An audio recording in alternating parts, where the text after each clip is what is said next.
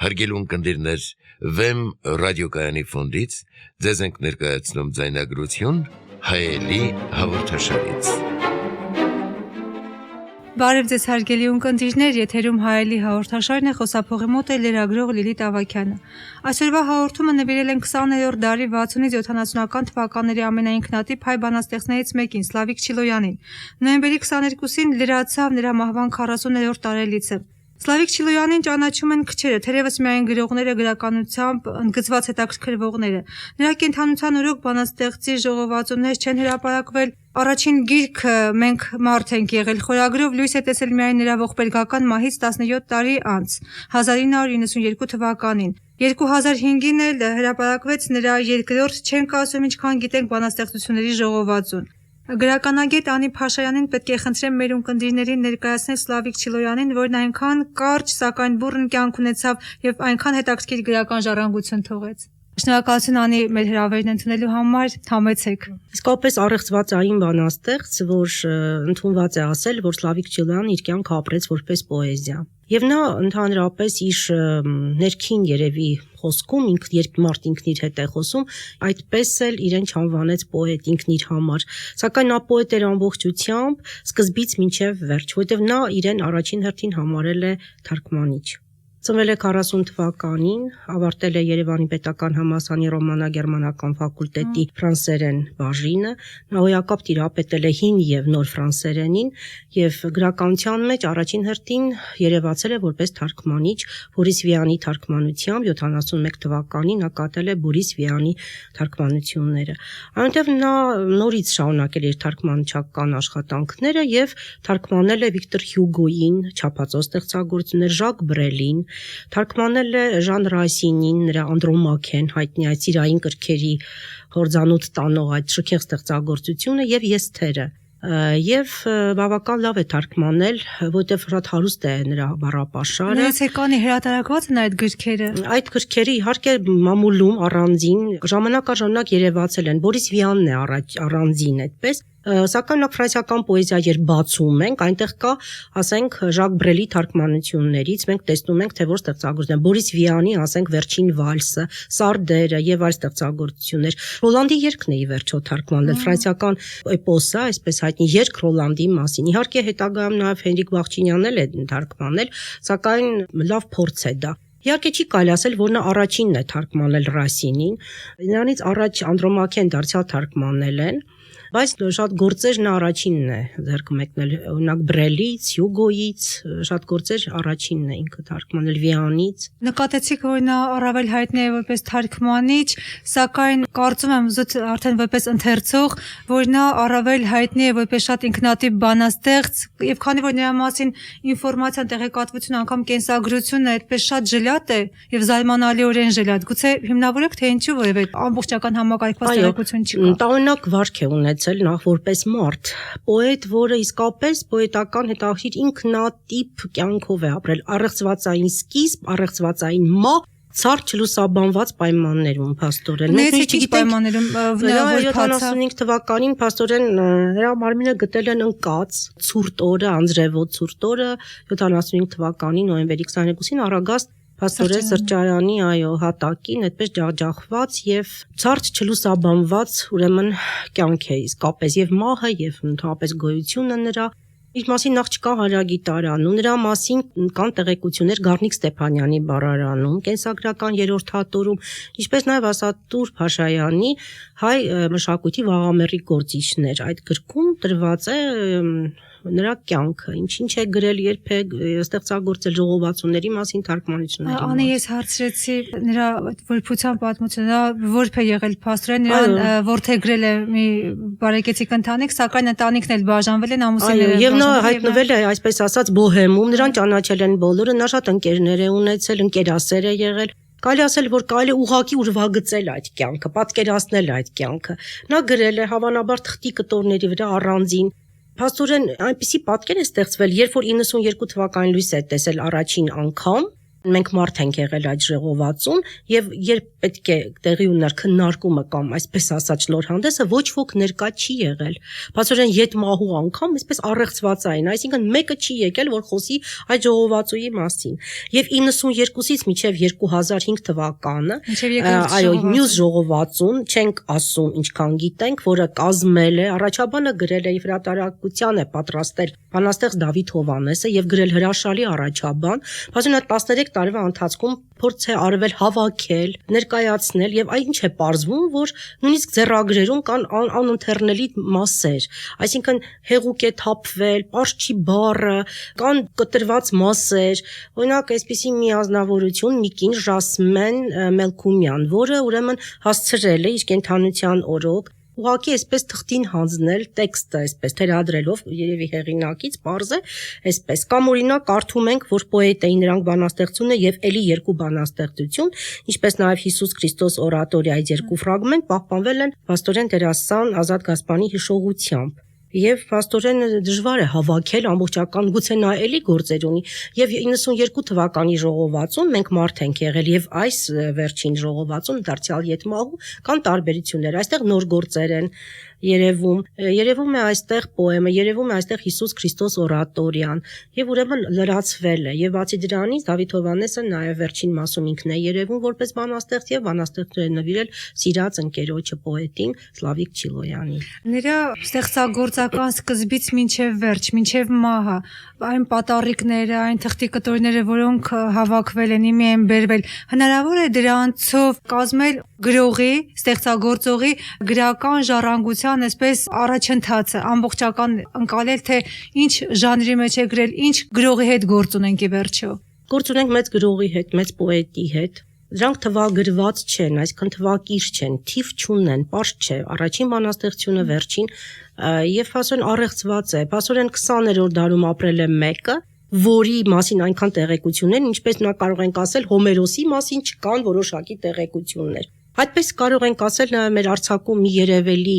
արձակագիր ենք ունեցել դարձյալ Ռուբեն Ֆիլյան, որի ուրեմն մասին չնայած կյանքի ավելի շատ դետալներ կան, որտեղ ընտանիքը պատմում է, սակայն նրա մահն էլ այդպես կենսագրության մեջ դարձյալ կանտարեր, որոնք առեղծվածային են։ Բացօրեն ժամանակաժամանակ ի հայտ են գալիս այդպիսի մարդիկ, դա ճակատագիր ասենք, թե այսպես ինչա, դիպված ասենք, այդպես այդպեսին են եղել։ Բայց այն առումով, որ փաստորեն նա ունեցել է համակուրսեցիներ, ունեցել է ժամանակակիցներ գրողներ, որոնք սիրում են հուշեր պատմել եւ այլն, սակայն դարձյալ կրկնենք, որ նրա կենսագրությունը այդպես դասական առումով որևէտեղ չկա։ Կենթանության օրոք նրան չեն շրջապատել, չեն ջերմացրել նրա սիրտը, չեն փորձել նրան պոետ ներկայացնել, սակայն մահվանից հետո չեն կարող չթաքցնել նաև որ բավական մեծ հետաքրքրություն առաջացավ այս բանաստեղծի անձի եւ ստեղծագործության շուրջ հայտնվեցին ընկերներ, բարեկամներ, որոնք չգիտես ինչ պատմություններ էին պատմում, նույնիսկ կարող է եւ մտածածին, կային այդպիսինները իհարկե, որոնք փորձում էին հիշել, ուրվագծել, տեսանելի դարձնել Սլավիկ Չիլոյանին, սակայն գրողի մասին ասում է իր գիրը, Սլավիկ Չիլոյանի գիրը խորհրդավոր է, Սլավիկ Չիլոյանի գիրը տաղանդավոր գիր է, հետ կթողնող է, այն դպրոց ստեղծող է, այն նոր ուղղությունն է եւ հետաքրքիր մտածողություն է։ Պետք է նաեւ նկատենք, որ նա հրաշալի է տիրապետել հայ եւ համաշխարհային գրականությանը։ Այդ են վկայում բանաստեղծություններում երևացող բնաբանները։ Շատ լավ երևում է, որ նա հրաշալի գիտեր Աստվածաշունչ, նա լավ գիտեր ֆրանսիական գրականություն հատկապես, նա Ռաբլեից է բերում, Հյուգոից է բերում, Մորից է բերում, Ֆիջերալդից է բերում, իհարկե տարբեր այլ գրականություններից, մեր գրողներից բերում է Վարուժանից, բերում է Վիլյամ Սարոյանից, այսինքն նույնիսկ Կեսարի այդ եկատեսահաղթեցի ինքը բնաբան մի բանաստեղծությունի, որտեղ դա է Պուշկինից ռուս գրականության ուրեմն հետաքրքիր նմուշներ, այսինքն մարդ, որը գիտեր շատ բան, նա տիրապետում էր, ուներ գիտական ապարատ, ուներ ճաշակ, ուներ պատկերային հետաքրքիր մտածողություն, սակայն ժամանակները չտեսան նրան։ Բայց նրա շուրջը կար այն միջավայրը, որը դիցուկ կար, ասենք Վիսոցկու շուրջ, եթե վերցնենք ինչ-որ խոսենք ընդհանրություններ գտնել նրանց։ Որքանով որ ես հետաքրքրվեցի եւ լսեցի, ոչ չեն կարող համատել, որ նրա շրջապատը հավանաբար այդքան լուրջ չէ ընդունել նրան։ Դա իմ կարծիքն է, գուցե շատերը վիճեն ինձ հետ, սակայն նրան նկատել են, տեսել են, շատերը կարող է եւ նկատել են նաեւ տաղանդի ուժը, սակայն ամեն ինչի հայտ է եկել շատ հետո։ Իսկ գուցե բոհեմական կյանքը նրա այդպես թույլ չի տվել, այդպես ասենք ոչ այսպես խնամված վիճակը եւ տուն չուներ փաստորեն ապրում էր համասարանի մատույցներում եւ այլն, գուցե այդ ամենը նրան լուրջ չընդունելու պատճառ են դարձել։ Կային նրա շուրջը մարդիկ, ովքեր սիրում էին լսել նրան ինչ խոսք, ընկերներ եւ այլն, սակայն փաստորեն այն չի եղել եւ չի եղել այն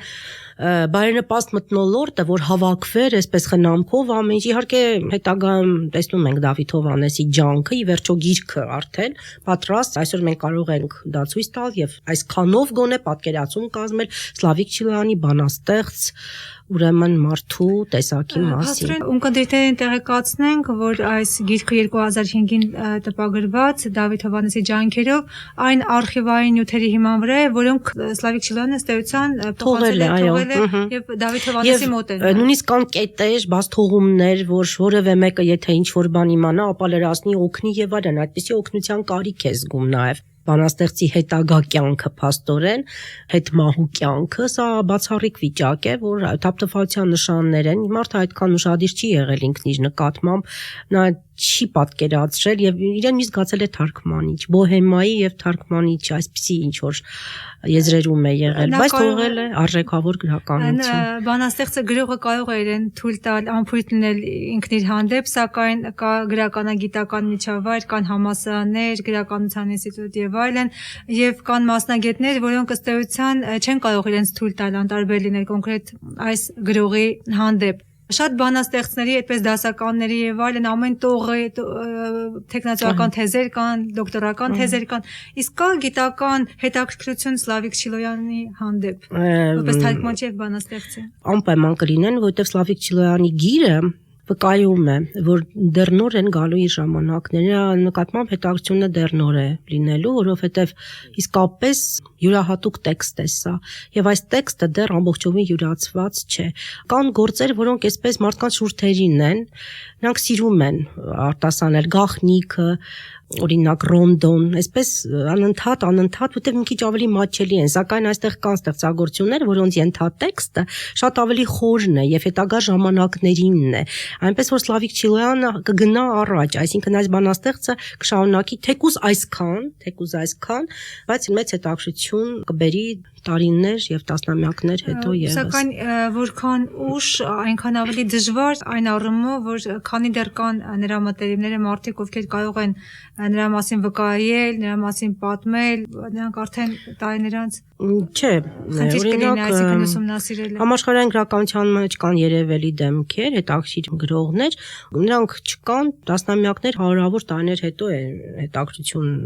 բերում իրենց հետ։ Նրանց գործը, նա Հոմերոսի գործը անմահ է։ Չկա մեկը նրա անկենից, որ վկայի, որ ես նրան տեսել եմ գրելիս, մենք ման էին գալիս ինչ-որ պուրակով կամ ակադեմիայում շրջում ենք, բայց Հոմերոսի գործերն անմահ են այսօր։ Բայց այսօր ասում ենք, չենք ասում Հոմերոսի հետ այսինչը շրջել է, բայց ասում ենք Իլիական եւ Օդիսականը վերագրվում են Հոմերոսին։ Նույնիսկ վերագրվում են։ Այո, միշտ այդպես է, նույնիսկ քննություններին դասախոսները սիրում են լսել իրենց ուսանողներից Հոմերոսի մասին կան շատ քիչ տեղեկություններ, նույնիսկ վերագրվում են։ Սա չէ, ապրել է Սլավիկ Չիլոյան պոետը, նույնիսկ գրել է պոետ էին նրանք, եւ այստեղ սահմանում է, շատ է սիրում սահմանել, ասում է պոետ էին նրանք անտառից փախած, արջերի նման վայրի ոռնոցով ու մռլտոցով խուժեցին քաղաք, հաստափոր ու կիրթ մարդիկ խլացան, տիկիններ կորան այդ օրն աշխարից, պոետ էին նրանք։ Այսինքն պոետին տեսնում է բացարձակ ճշմարտության խոսքով։ Նա պոետին այդպես է պատկերացնում։ Պոետը ամենաճշմարտախոսը պիտի լինի եւ այն ինչ որ թաքնված է, այն ինչ որ տարօրինակ կարող է թվալ, նա բերում է, ասում է։ Ուզում եք համաձայնվեք ինձ հետ, ուզում եք ոչ, ես ասում եմ սրա մասին։ Եվ նա անverջ այսպիսի նորություններ, այսպիսի հետաքրքիր բաց ճշմարտություններ է ասում եւ հանում է ամեն ինչ իր այս ներկը, բերում բնականությունը, բերում ճշմարտությունը, մաքրությունը, աշխարհին հանձնում այդ հոգեկերտվածքը։ Հենց սա է բանաստեղծի արժանիք եւ առաջինն ասում դրա մասին։ Այ արգելք բանաստեղծության մեջ է, ասում է մարդիկ հավաքվեցին եւ մեր համբույրը տարան դատարան, որտեղ դա 4 պատից այն կողմ էր, դա պետք է դրա քննադատվեր եւ պարսավվեր եւ արգահատվեր, որտեղ դա բաց էր եւ դա արգելված էր։ Սակայն պոետները դեմ են հենց այդ արգելքներին եւ բնականության եւ մարդասիրության կողմնակիցն են, այդպիսին էր նաեւ ինքը։ Շատ է սիրում նաեւ խոսել կենդանիների մասին, հետաքրքիր բանաձև։ Նա տեսնում է կենդանիների ուրեմն մետաֆորիկ դրսևորումները մարդկային կերպարների մեջ, այրեն պատկերացնում է հետաքրքիր այս բանաստեղծության մեջ ինչպես է պատմում իր մասին, նախ բերում է բնաբանը Պլատոնից, բայց նրանք երբեր շուրջ չեկան, որ տեսնեին իսկական քարավանը, եւ այսի տողեր է նվիրում բանաստեղծությանը, ուխտի պես որոճալով իմ սապատի մեջ պահված մնացած օրերը այն ուխտի նման, որն համաչափ օրեր շարունակ քայլել է անապատով իր ստվերի հետ լոկ, ես կանցնեմ համրաքայլ, բարկ արևի տակ, անապատն այս համայն, որովհետև մարդիկ օազիսների միրաժից խապված, հարայ հրոցով վրա կտան ինձ, որ էլի քայլեմ, ինքը նախանշում է իր ճանապարհը, որ էլի քայլեմ, ուխտը իր մեջ ամփոփում է, չէ, հարստության եւ շարժման պատկերը։ Ոչ մի ուխտ այդպես կանգնած չենք պատկերացնում, նրանք պատկերացնում ենք քարավանով,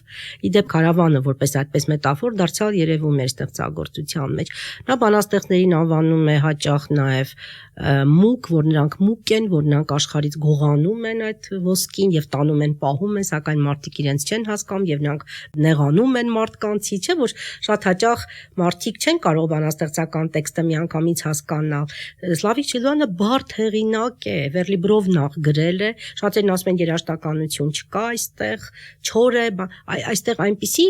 գաղտնագրեր կան։ Այո, ներքին հոսքեր կան, որ դրանք ժամանակ են պահանջում ուսումնասիրության եւ կլինեն այն մարդիկ, ովքեր կզբաղվեն Սլավիկ Չիլոյանի բանաստեղծությամբ։ Նաեւ հոգեհանգիստ բանաստեղծությունը այդպես նշեցիք, որ այսպես նախանշային ֆատալիստական գործեր ունի, նաեւ այդտեղ է երևում, որ շուտապույտ մահվան է։ Այո, նա ասում է, ինձ արտաքսեք, չէ, ասում է այդ տողերը, երկրից չեմ ուզում այստեղ լինել։ Իհարկե, բազմաթիվ գործերում բարձ երևում է, որ նա իրեն օտար է զգում այստեղ։ Դա այդ ֆատալիզմ երևույթը ընդհանրապես իշխում է բանաստեղծության մեջ, շատերն են նախատեսում, նախանշում որպես իսկական մարգարեներ երկրում։ Եվ բանաստեղծության մեջ մենք կարող ենք տեսնել բանաստեղծի ճակատագիրը։ Դա համար չենք զարմանում, որովհետև դա այդպես է, իսկական բանաստեղծներն այդպես են։ Այս բանաստեղծությունը իսկապես ճակատագրորեն շատ հետաքրքիր է եւ նման է իրեն։ Նա անվերջ դիտել է կյանքը եւ տարել է կյանքից, պահել է իր համար եւ թափել իր սպիտակ թղթին, որ իսկապես բանաստեղծները մուկ են, որոնք մարդկանց կորցրած ոսկին իրենց բույնն են քաշում եւ հետո մեկիկ հանում շարում են իրենց բնի առաջ ուժիր վստոցով անմեղ անում, իսկ մարդիկ ոսկին գտնելու ուրախությունից խելքները թրծրած անմեղ մկներին են հաճախ տրորում, դրա համար մկները վաղուց էլ չեն հիանում եւ իրենց բների մթության մեջ են գտած ոսկինները խորունգ թաքցնում։ Ուրեմն խորունգ թաքցված տողեր պիտի փնտրել, դրանք իսկապես խորունգ են, եթե լինեն մակերեսային, հետաքրքիր չեն լինի այլևս։ Անի գրողների այս առատության մեջ այդուհանդերձ չեք կարծում, որ Սլավիկ Չիլոյանը իր երկու փոքրիկ այս ժողովածուներով այդուհանդերձ կարող է եւ չնկատվել անգամ ժամանակի տարածության մեջ։ Ոչ, Սլավիկ Չիլոյանը կարող է սրա կեսն էլ գրել, բայց հենց այսպես գրել ու մնալ։ Շատերը շատ են գրել 10 ժողովածու, բայց նույնիսկ այսօր չնկատված են, ես չգիտեմ ինչպես կլինի հետո, բայց Սլավիկ Չիլոյանը անգամ այսքան քչով նա ուղղակի մտել է մեր գրականություն, նա մեր պոեզիայի լավագույններից է։ Դուք ասացիք, որ նա նաև դպրոցի հիմնադիր է, եթե կարելի է ավելի հանգամանորեն։ Այո, որտեղ նոր խոսք է ասել, ինքն է ասել առաջինը, եթե ինքը կրկներ որևէ մեկին,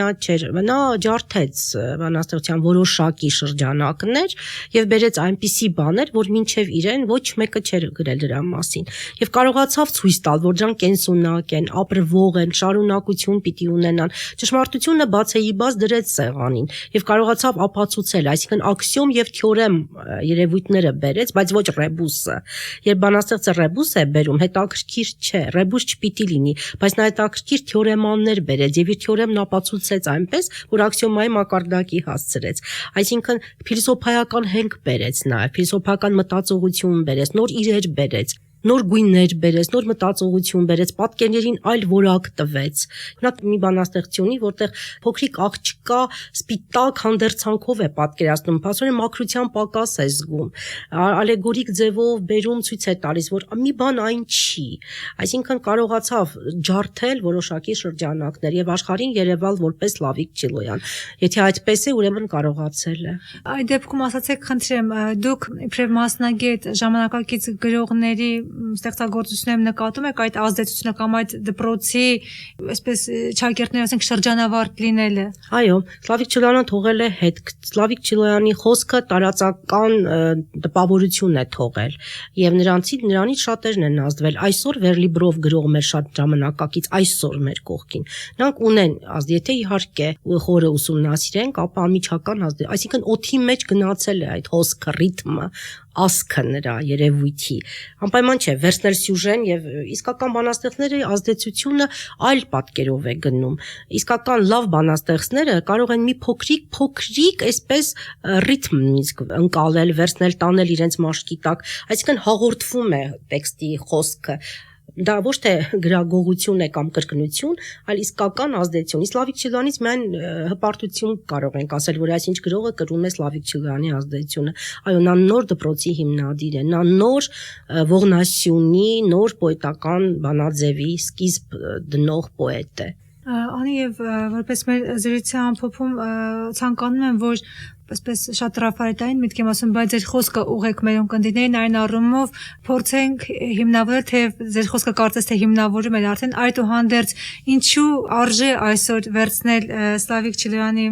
ստեղծագործությունները, ինչու անհրաժեշտ այսօր կարդալ, ծանոթալ եւ իմանալ առհասարակ, որ կար աշխարհում Սլավիկ Չիլոյան։ Բարդ է Սլավիկ Չիլոյանի տեքստը, հեշտ չէ, բայց ճիշտ գույն վերցնել, բնականություն տեսնել, այսինքն իսկական բանաստեղծի կարդալ շատերը կգնան դրան, կյանքը գեղեցկացնել, նոր բաներ տեսնել, նոր ելևէջներ ընկալել, բաներ, որ մենք չենք տեսել եւ զգուշ լինել, եթե մենք լավ կարդանք Սլավիկ Չիլոյանին, մենք կտեսնենք, թե փոխհարաբերություններում ինչը կարող է վնասել մարդը մարդուն, ինչը կարող է կործանել բարեկամությունը, սերը ջախջախել, անաղարտությունը ոչնչացնել, պոետի խոսքը վճռորոշ է այս հարցով, ապրել կյանքում հետաքրքիր եւ գրեթե չսխալվել, չաղարտել, այսինքն պահել մաքրության նիշը, սա է բանաստեղծի կոչումը, կոնկրետ Սլավիկ Չիլոյանի դեպքում։ Իսկ որ բանաստեղծությունը այդպես նրան ամենաբնութագրողներից մեկը գուցե ներկայացնեիք։ Հիմա այս կհիշեմ, ով է ասում այս բանաստեղծությունը, որը անվերնագիր է, ով է ասում, թե մենք զզվել են նրանք, ովքեր չեն զզվել։ Զզվածը զզվածին միշտ է զզվացրել, ու միշտ զզվանքով զզվել, բաժանվել։ Ու զարմացել են չզզվածները, որ զզվածները սեր են ունեցել, եւ զզվածները, զրկվածները չեն զզվել երբեք, չզզվածներից։ Ու նրանց համար ոչինչ չասող աչքերով նայել են պահել, պահպանել, հարկ եղած դեպքում ծառայել ննջարան։ Ահա այսպիսի անկեղծ խոստովանություն։ Անի, անչափ շնորհակալ եմ հետաքրքիր անկեղծ զրույցի համար, հարգելի ունկնդիրներ, հիշեցնեմ, որ նոյեմբերի 22-ին լրացավ 20-րդ դարի 60-ից 70-ական թվականների ամենաինքնատիպ հայ բանաստեղծներից մեկի Սլավիկ Չիլոյանի մահվան 40-րդ տարելիցը եւ դրան էր նվիրված մեր այսօրվա զրույցը գրականագետ Անի Փաշայանի հետ։ Կարծում եմ Անի խոսքից հետո ցանկություն կունենաք այդուհանդերձ գրախանութներում գտնել եւ ընթերցել Սլավիկ Չիլոյանին։ Շնորհակալություն, իսկ մենք կհանդիպենք հաջորդ ուրբաթ տեսություն։ Հարգելի ունկնդիրներ, Վեմ ռադիոկայանի ֆոնդից ձեզ ներկայացրինք ձայնագրություն հայելի հաղորդաշարից, հեղինակ Լիլիթ Ավագյան։